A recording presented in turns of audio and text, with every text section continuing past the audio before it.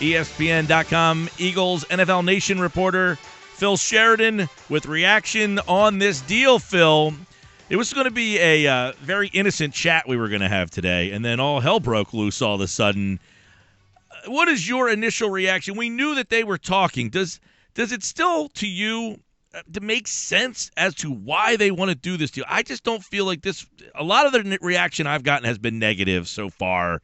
Why did the Eagles feel it was so necessary to basically make a decision on Sam Bradford, it seems like? It basically seems like, Phil, they're writing him off.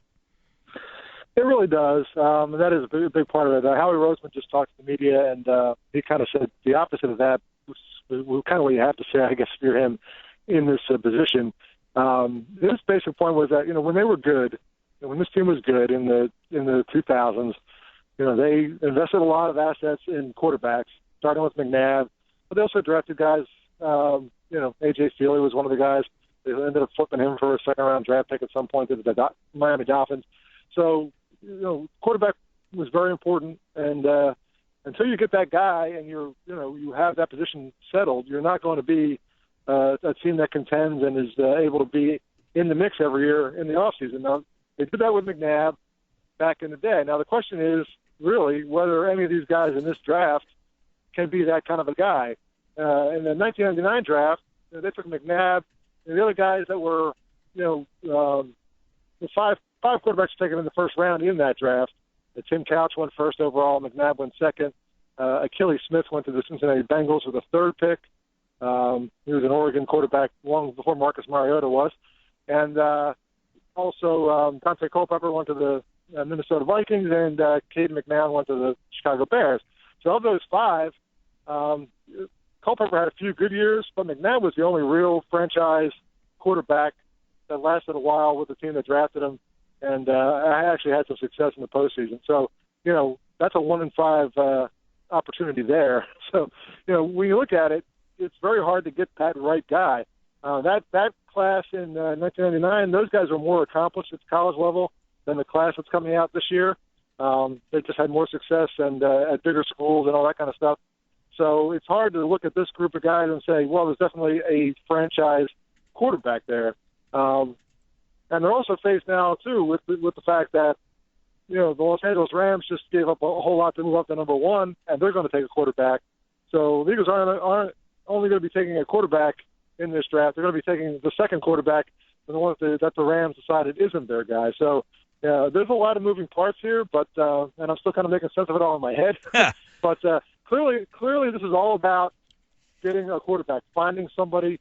They were they were able to move up to number 8. Howie Roseman just said basically, for them to be drafting in the top 10 doesn't happen that often. They don't want it to happen that often. But while they're here, they better make the most of it. And if there's a chance to get a quarterback, you better take it. And so they did everything they could to try to make this happen. And that's what this has been all about. So everything that they've done was with this in mind. So re-signing Sam Bradford, signing Chase Daniel as a free agent, those moves were made with the idea that the ultimate goal was to get up in this draft and try to find a way to get a quarterback. So, they're stockpiling quarterbacks. They'll have 3 guys at this point. Bradford, who's making a lot of money. Daniel's making a lot of money. First-round pick, number 2 taken overall. There's going to be a guy making some real money. So, the hope is that by throwing 3 darts at the board, you hit at least one bullseye, and that's the aim here. Phil Sheridan, ESPN.com, NFL Nation. I guess, Phil, as you said, we're all trying to make sense of it. We're wrapping our head around it, but they gave up a ton of picks in this draft. I guess the question is, are you comfortable with the amount they gave up to move up to number 2? Yeah, I think they were kind of stuck here, because the Rams did move up in the trade with the Titans, and they got up to the number 1 pick, and they gave up a bunch of stuff. And once that set the market, there wasn't really much you could do except, hold your nose and pay that kind of a price. You weren't going to get to the second pick, a whole lot cheaper than the Rams got to the first pick. So they were pretty much stuck with that. There wasn't a lot of negotiating in terms of what the value of the pick was going to be. And their desire to get a quarterback, one thing that would worry you here, too, is that the team holding the second pick also could use a quarterback. The Browns have a long history of messing up the quarterback position. If there was somebody besides the Browns, I'd be very worried that they didn't want one of these quarterbacks. They thought it was better to trade back and get the value They just signed Robert Griffin III. But that's a franchise that has screwed this position up so much that if they don't want one of these quarterbacks, I think that says good things about these quarterbacks. The Browns would probably mess that up anyway. That's their history. So if the Browns are the team giving you the pick, then your chances of getting a good quarterback are probably even better. But, yeah, it's a lot. But, again, when they traded if they had traded, something like this for McNabb back in the day, I mean, they would have been giving up, the number 8 pick that year in '99 was David Boston, a wide receiver from Arizona Cardinals. Did not have a great career. Their first-round pick the next year was Corey Simon, the Eagles. Bobby Williams was a second-round pick that year as well. I mean, you would give up Corey Simon, Bobby Williams, David Boston, and another second or third-round pick in order to get Donovan McNabb and what he did for the franchise, taking them to 5 NFC Championship games in an 8-year span. So, if you had that kind of success coming to you, you would pay that price. The trouble is, you have to be really sure about one of these guys being that kind of quarterback, and you have to be right. No doubt. I don't have a problem giving up a haul if it's a guy like Andrew Luck or Peyton Manning, and it's universally thought that this guy is going to make it at the next level. It seems, Phil, that they are targeting Carson Wentz, which would indicate that Howie Roseman believes that the Rams are going to take Jared Goff. Is that your sense, number one? And number two, are they okay with Jared Goff? Does it matter to them who falls? They just want one of the two. Doesn't matter which one. Yeah, I mean, I'm sure they have a preference, but and Howie Roseman wasn't exactly giving that information up exactly. But he also said that you can't do this unless you're absolutely comfortable with either guy. They like them both. He said basically that they believe that Goff and Wentz can both be franchise Pro Bowl level quarterbacks, and they're cool with either guy. Now they must have one that they are kind of hoping, and they probably have a sense of what the Rams really want to do. They're not sure, and they wouldn't make this move, he said, though, without feeling good about both those quarterbacks. So that's their thinking going into it. Now, again, what happens a lot of times in these situations, these are the best quarterbacks available in this draft, and you look at that and you kind of, everybody starts looking at these quarterbacks and starting to grade them and compare them to each other. So, quarterbacks kind of rise up the draft board a little bit because of the position that's so important. But I think there's also a danger that you kind of get carried away with Wentz, who has barely played any college football and played it at a lower level, and Goff, whose team had a losing record over his 3-year career. There's a lot of red flags about each of these quarterbacks. So, it's a big jump for them to take. But they have spent a lot of time with each guy as well. So they're counting a little bit on Doug Peterson and Frank Reich, 2 former NFL quarterbacks, to be evaluating these guys and looking at them and coming up with the right decision here. So, if they're not right about this, they're all going to pay because this is the kind of move that costs people their jobs if it doesn't work out very well. Yeah, there's no question about it that they're taking a huge risk here. I mean, in your opinion, they're at number 8. They signed Bradford to all that money. And as we kind of talked about, it's kind of an indication that they don't believe in Bradford, but don't you just sit at 8, get a player who you believe to be an impact player, and give Bradford a year to kind of prove that either this is your last chance, either you're the guy or these injuries are the real deal and this is why you're inconsistent? I mean, isn't that the better way to go rather than making a reach like this? Or do you applaud them if they, in fact, make this reach for a quarterback who they deem to be the guy? Because I think a lot of people, Phil, were okay, myself included, reaching for Mariota because they felt that, okay, he's the guy that he wants, go after him, and if you get him, fine. Is this a similar situation? Yeah, I think it is. I mean, it's a mixed bag here because on the one hand, I think to get your quarterback, anything that you do is worth doing. I mean, anything you have to give up, any moves you have to make are worth doing to get that guy. Now, the problem is, they're spending a considerable amount of backup money on Chase Daniel. He's the number 2 guy and may never play a snap in Philadelphia if nobody gets hurt. That seems like a lot of an investment on that end. And yes, I believe strongly in the idea that if you're going to give Bradford the reins here, you've got to give him the horse and do everything you can to make it work. I go back to when they drafted Kevin Cobb in the second round that year. I mean, to me, McNabb was getting toward the end of his time in Philadelphia. We didn't know how fast they were going to pull the trigger on that. But, giving up, what ended up, they traded out of the first round down to the second round and took Kevin Cobb. The Dallas Cowboys drafted Anthony Spencer with the draft pick that the Eagles originally held. And, maybe Anthony Spencer wasn't a superstar, but if he had made a play, for the Eagles against the Cowboys in a playoff game, maybe they win the playoff game. And McNabb, is going deep in the playoffs again. Not giving McNabb every possibility to succeed then made Kevin Cobb, the guy that took over for him. They got rid of McNabb, and then Cobb was there, and that didn't work out so well. So the thing is, if you're going to give Bradford, make him the starting quarterback, and Roseman did say that Bradford is still their plan. Every intention is for Bradford to be the starting quarterback this year, and if he wins the job and holds the job, and if they go 11-5 this year or 12-4, Sam Bradford will be the quarterback beyond that too. I mean, that's whoever holds the job and can do something with it will get to keep it.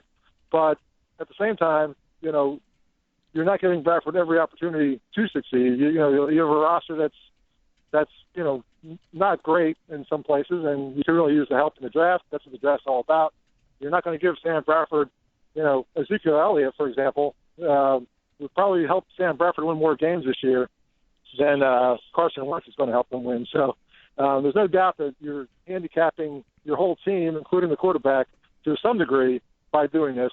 And the flip side of that, if Bradford goes down with a knee injury in the preseason and you have, Carson Wentz ready to come in and be the franchise guy right away, and if it goes that way, then you're going to look really smart. It all goes back, the one that everybody points to is Green Bay when they drafted Aaron Rodgers.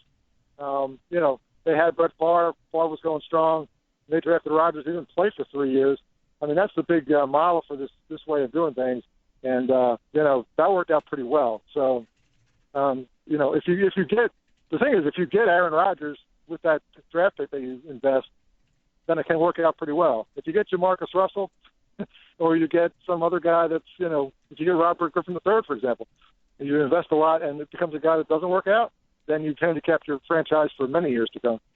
Phil, has anybody asked Howie or given the thought process of what if Sam Bradford succeeds? What if he plays well this year? Yeah, he was asked that question just a few minutes ago. He basically said, then he'll be the quarterback. I mean, if Sam comes through and has a great year, then, one of the things about Wentz especially, but also Goff to some degree, is that they're guys who could use a little time. I think that's more true of Wentz than Goff, but if Carson Wentz is the guy they draft and he would benefit from a year or two of not playing and just really learning, picking up the NFL game and everything, then yeah, if Bradford, takes to the playoffs this year and establishes himself as the guy, well, then if you're getting to the second year of this, then maybe you can trade Wentz and get more for, get some assets for him. That's what they did with A.J. Thielen back in the day. Now, Philly was only a fifth-round pick because they flipped for a second-round pick, but having success on the field, showing some promise. I mean, the quarterback position is such a huge thing for every NFL team. It's such a valuable commodity in the NFL. If you have a guy that people believe in and think they can win with, you can get a lot in exchange for him. So there's a chance that could happen. But most likely what you're looking at is a year of Sam Bradford. This does not figure to be a playoff team this year. And if this time next year Bradford's still on the team, then it'll get really interesting. Because if Bradford's on the team and he's starting and Wentz is a second-year guy not ready to start, then there'll be a whole different set of questions. You just brought up another point, though, that has a lot of people not happy. You just said this doesn't figure to be a good team, which means that pick they gave Cleveland's going to be a good pick. So you're basically drafting a quarterback because you don't believe in the guy you have. You gave up a first-round pick to get him, and that pick's going to be a high pick. So you gave up a high pick, essentially, betting against your quarterback. It almost sounds ludicrous. Well, the other way to look at it, though, is if by giving up the first-round pick next year, and by, if they didn't sign Bradford back, and if they had signed Chase Daniel and they were going to bring a rookie in, and the rookie was going to start from the beginning, then you're really, almost guaranteeing you're going to have a losing season the first year. I mean, I don't know that they're a Super Bowl caliber team, but in the NFC East, there's a chance they could have a decent record and be somewhere in the middle of the draft. So if you have Bradford and things get off to a decent start and everything goes fairly well, then you could be a middle of the pack team with a middle of the pack draft pick in the first round. So then the price isn't so high. But if things go bad and you're 2-14 or 3-13 next year and you're drafting first, second, or third, then that pick becomes very valuable to Cleveland. That's what Cleveland's banking on to some degree. That's what they're hoping for. By having Bradford, who's a competent NFL quarterback, ready to play and get Doug Peterson's offense running in a decent way, and everything they're doing with try to make the defense better and more aggressive. I mean, they're trying to build a good team. I don't know that they're there yet, and it would be faster with more of these picks, at other positions certainly too. But again, if you have a good team except for the quarterback, you really don't have a good team. So that's what everything's about, getting that quarterback. And now you have Bradford, you have Chase Daniel, and you're going to have Carson Wentz or Jared Goff. And one of those three guys gives you at least a chance to be a special team. Yeah, this is a situation. Phil Sheridan's with us, ESPN.com, Eagles, NFL Nation. This is a situation where they are really hoarding quarterbacks here, trying to figure out which one of those guys fits. It just seems to Phil, in this league, everyone says you got to have that quarterback, but everybody reaches to get one, and there's only about 7 on the whole planet that are legitimate, this guy's the franchise, consistent player. Everybody else is good or very good. There's only so many guys. It just seems that these teams reach so much. And these two particular guys, I don't know if you've talked to different scouts or draft guys who say, where did they match up with the most recent quarterback classes? I haven't heard either one of these guys compared to very favorably in terms of, he would have been a top pick in this year's class or that year's class. It sounds like these guys are behind many of the most recent draft choices. So that's why it kind of feels like a reach. Well, it does. But then there's kind of two parts to that for me as well. One is that you look at a guy like Wentz, and he's a really fluky guy. I mean, he was a guy who was apparently 5'8" when he was in high school. He was not recruited by anybody. Goes to North Dakota State, grows. He's whatever he is, 6'5" or 6'6", and he's got a tremendous NFL caliber arm and all that stuff. So you have a guy, because he had his growth spurt late, didn't get recruited, didn't get to a big program where he played college football at a high level and all that kind of stuff. And he didn't play that much. He didn't play his first 2 years at North Dakota State. He only started the last 2 years, and he was hurt for half of his senior year. So there's a guy, when you look at him, you look at his college career to some degree, and that's not very promising. But when the year was healthy and started at North Dakota State, they won the FCS national championship. So he's a kid who's been successful at that level. But he's got the skill set, and that's what they're looking at more. As an NFL team, you look at the skill set of these guys. You look at the size. You look at the throwing, the throwing strength, the arm strength, decision-making ability, and they've spent some time with these guys. That's one thing we all kind of watched. Jeff Lurie and Howie Roseman and Doug Peterson flitting about the country after the combine, and spending extra time with all these quarterbacks. They brought them all to the Novacare complex. So they spent as much time as you can spend, under NFL rules with each of these quarterbacks, and they must have a little bit of a feel for them. Now, again, you can sell yourself on a guy and kind of overdo it. Be seeing the best quarterback in this class and not being able to kind of compare them to previous classes. But Bradford was the first overall pick in the 2010 draft, and the Eagles said last year that he was the guy that they had rated the highest of all the quarterbacks that had come out since Peyton Manning. So, then that includes Aaron Rodgers, for example, and Joe Flacco, and a lot of people, and Eli Manning. A lot of guys have had success in the league. But, Bradford has not been that guy because of injuries, because of other things. But, there's no matter what, there's going to be a crapshoot. I mean, the Colts took Andrew Luck. He was a sure thing, and it looked like a sure thing. And then he gets hurt, and now, you don't know what's going to happen with Luck or the Colts, if he's ever going to be quite the guy you expected. I think he will be. But the idea of a sure thing is pretty rare in the NFL. Yeah. And as for Goff, Goff is, I would be more intrigued by Wentz in terms of his physical tools and everything than Goff. But Goff has more experience at a higher level of football and more of a pro style offense. So there's a chance that he could be very good. But we're going to learn a lot more about them pretty soon.